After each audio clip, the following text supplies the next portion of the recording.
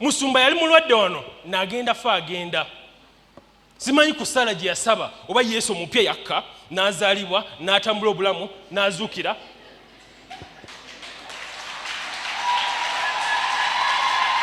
Simanyi oba munfuna. Kyenjagala obagamba nti wali ebintu bye tusaba betuwala nti mawulire malungi na Yesu teyeetaaga kuva mu ggulu bikola.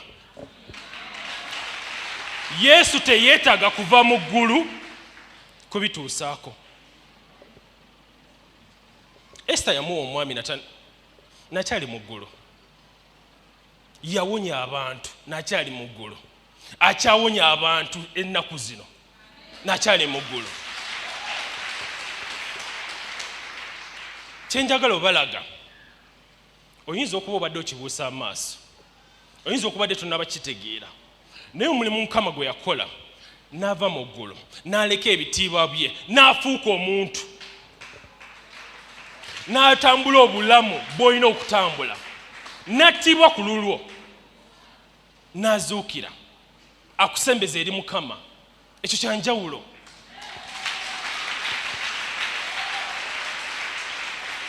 Mulokole ozze mu kifo kino ekyaleero wali byonoonya bingi. Example zonna zentikuddemu nyingi. Kimanyi katuyitayo abasumba baffe bonna bajja kuwa obujulizi bw'ebintu Mukama byabakoledde, naye Yesu teyeetaaga kukomawo ku nsi kufa.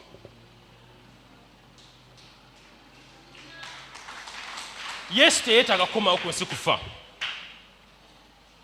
naye Yesu yajja n'afa. Yajja n'afa. Kya muwendo nnyo. Simanyi bameka abakifumiitirizaako omuntu okugamba nti Yesu yakufiirira. Kiswaza nnyo nti mu byonna by'ozza okunoonya olunaku lwaleero si kufumiitiriza ku Yesu okukufiira n'okukunonola. Wali kyonoonya, wali kyoyagala, ate neebaza Mukama nti leero abantu bazze bangi. Kubanga wali gwenonjaka wali Mukama gwanoonya. Tuwali Katonda gw'obadde ebintu by'obadde omwagalako. Natonoonya ye, tomunoonyangako ku ye. Ti Yesu kaaba asobola okumpa emmotoka kiwedde. Yesu kaaba asobola okumpa omwami kiwedde. Yesu kaaba okumpa omukyala kiwedde. Muno nsonyi kyogerayo bati.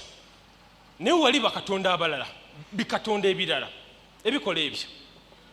Ebiwa enzaalo babirabyeko, mubirabyeko. Ebiwa obugagga.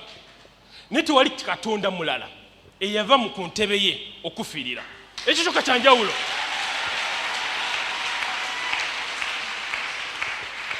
Kati mu byonna koboza olunaku lwaleero nawali byonoonya ebitali Yesu, oyinza okuba weetaaga okuddayo emabega onoonya ani yakulokola. Lwaki oli mu kifo kino? Ani gw'onoonya? Kubanga oyinza okuba tonoonya Mukama, kuba tonnabategeera okufa kwe kukuyamba ki mu bulamu bwo. Tikuoba osinza kunyamba.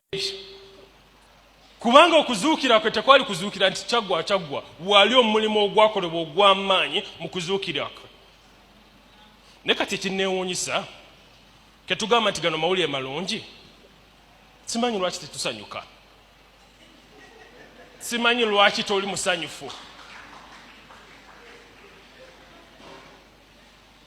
Lwaki tetusanyuka? Omuntu n'agamba nti mawulire malungi.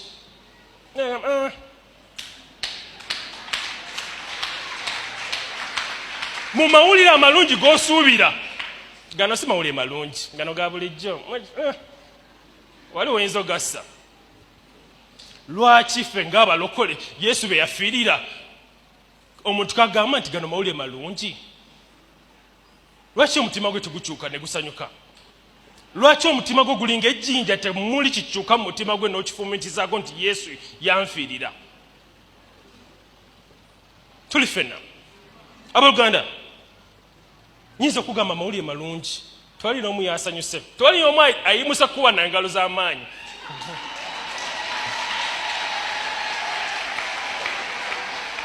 Naye ke ŋŋamba nti anaasooka okujja wano ngenda muwayo emitwalo 10. Agenda kugamba nti mawulire malungi ago ku makya ga leero. Byokoze by'amaanyi. bagenda kunsinza n'okunsinza naye Yesu okufiirira gwe ng'omulokole kiringa kya bulijjo. Kiyinza okuba ensonga lwaki togayita amawulire malungi tonnabategeera bubiibo, tonnabategeera nti weetaaga kgenda mu geyeena, tonnabategeera nti ku bintu by'olowoozezza ku makya ga leero wandibadde mu ntaana. Singa Mukama yagamba nti alimba kufa, ffenna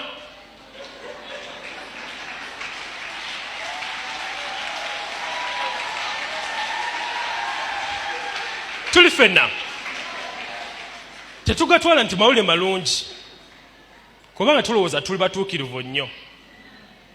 Ti oli yalimba nze ndi mulungi, bali be balimba nze sinnabakola bibi. Abagenda mu geyeena ogamba koni ye agenda mu geyeena naye nze nze ngenda mu ggulu.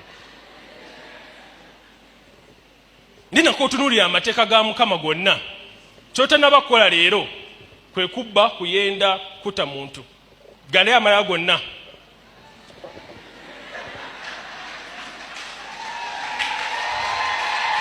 Kubanga gana amawulire amalungi gakyusa obulamu bwange.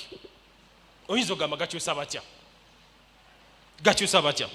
Tugende mu Bakolisaayo 3 ne tusooke n'Abakolinso ekisooka 6:19 paka ku 2.